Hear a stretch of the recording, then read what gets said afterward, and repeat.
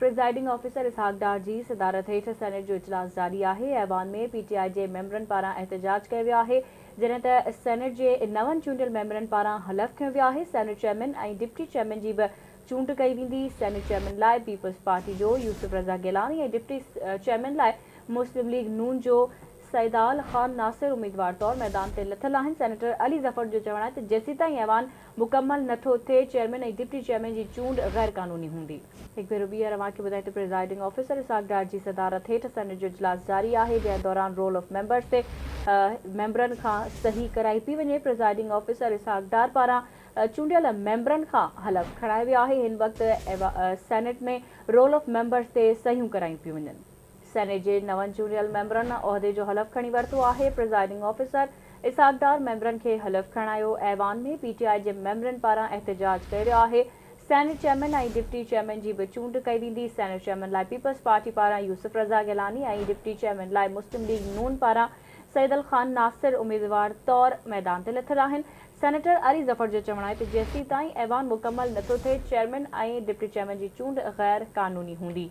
अहम खबर मां शेयर कर रही। सेनेट के नवन चूंडियल पारा मेंबरन पारा उहदे जो हलफ खयो वियो है। प्रिज़ाइडिंग ऑफिसर इसहाक डार मेंबरन के हलफ खणायो है। ऐवान में पीटीआई के मेंबरन जो एहतजाज जारी है, गोड़ किया वियो है, नारेबाज़ी कई वही। सेनेट चेयरमैन और डिप्टी चेयरमैन की भी चूंड कई वी। जी कुर्बान, इन हवाले से वधिक छा तफ़सील आहिनि? सेनेट जो इजलास जारी है, वधिक तफ़सील खां आगाह कजो।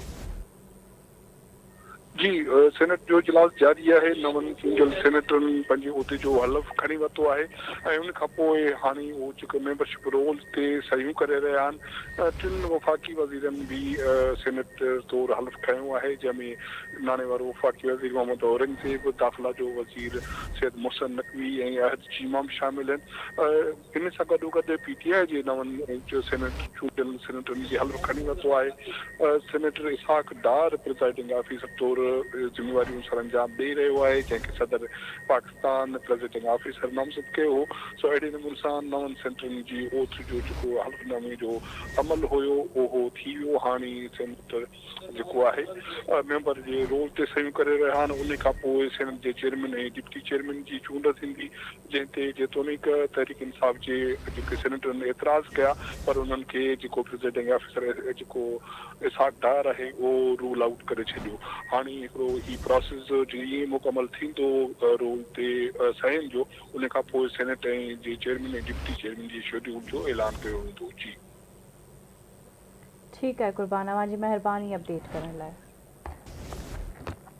सेनेट के नवन चूंडियल मेंबरन उहदे जो हलफ खणी वरितो है। प्रिज़ाइडिंग ऑफिसर इसहाक डार मेंबरन की हलफ खणायो है।